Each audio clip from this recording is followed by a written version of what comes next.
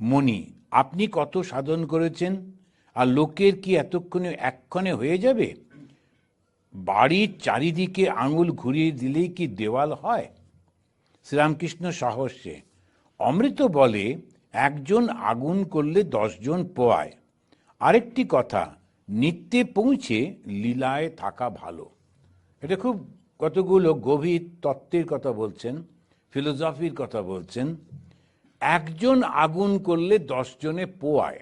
আমাদের দেশে যারা, আমি জানি না এই দেশেও হবে নিশ্চয়ই, এই যখন থাকতো, দেখ আমাদের দেখেছি যে শীতকালেতে একটা লোক কিছু কাঠকুটো নিয়ে এসে তারা একটা আগুন জ্বালালো সকালবেলায় বা সেই সন্ধেবেলায়, আর ওই পাড়ার বাচ্চাগুলো সবাই এসে ওই আগুনে বসে বসে হাত টানি করছে।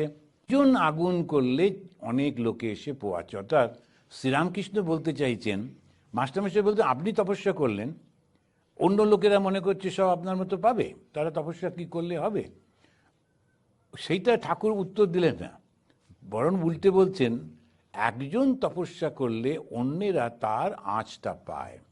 অর্থাৎ একজনও যদি কেউ ভালো ঠিক মতো করে, তার কাছে যারাই আসে তারাই ওর ভালো ভাবটা পায়, যারাই আসবে তারাই ভালো ভাবটা পাবে। একে বলে সৎসঙ্গ। এই সৎসঙ্গটা সবাই নিতে পারে না, কত কি করে বেড়াবে, খুব সব কিছু করে, সমাজসেবা করে, কিন্তু ভালো কথা কিছুতে শুনতে ইচ্ছা করে না, একদম মাথা ধরে যায়। এটা সংস্কার থেকে হয়, খুব কঠিন, বুঝতে পারি না আমরা, এই সংস্কার থেকে এগুলো সব হয়। এগুলো এক একটা, এগুলো বুঝতে হবে আমি কেন খানিকটা বসে ভালো কথা শুনতে চাই না, কেন ভালো একটু বেশিক্ষণ আমি একটা ভালো বই পড়তে পারি না। এই যে আমরা প্রায় সবাই চলেছি কোন দিকে? আনন্দের দিকে। আনন্দ কি করে পাবো? যখন আমি আমার শুধু অহংকারটা ভেঙে সবার মধ্যে নিজেকে দেখতে পাবো, তখনই সেই আনন্দটা পাওয়া যায়।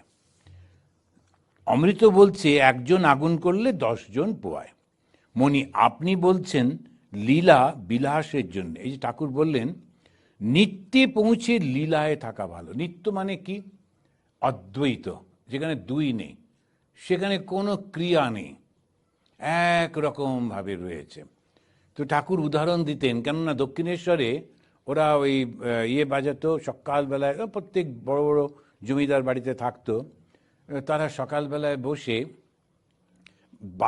বাজাচ্ছে যখন, একজন সানাইয়ের পেছনে একজন থাকে, সে শুধু পোঁ করে একটা শব্দ করে রাখে, সানাই বাজছে, তার একটা বাঁশি, কিন্তু সে ওদিক ওদিক করে না, একটা সুরে থাকে। আর একজন সানাইটার বিভিন্ন সুরে চলতে থাকে। তো ঠাকুর বলছেন ওই একঘেয়ে যেটা পোঁ করে চলে চলতে কি লাভ, বরঞ্চ বিভিন্ন রূপ, বিভিন্ন ভাব, বিভিন্ন ক্রিয়া, এটার মধ্যে একটু আনন্দ আছে। তো তাকে বলছেন লীলা। তো লীলা মানে হচ্ছে অপ্রয়োজনে ক্রিয়া, কোনো প্রয়োজন নেই তবু আমি ক্রিয়া করছি, সেটা হচ্ছে লীলা। আমার করার দরকার নেই তবু করছি, সেটা হচ্ছে লীলা। আমরা অনেক সময় লীলা শব্দটা ব্যবহার করি, মানেটা বুঝতে পারি না। লীলা হচ্ছে ওই অপ্রয়োজনে।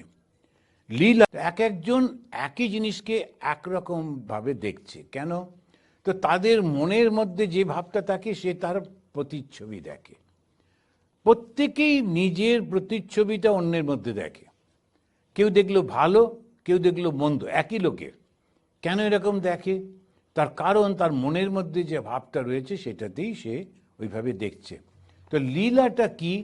আমরা ভগবানের এই কাজগুলোকে নিজের মতো করে দেখবার চেষ্টা করি, সেই জন্যেই এটাকে এরকম লীলা বলা হচ্ছে।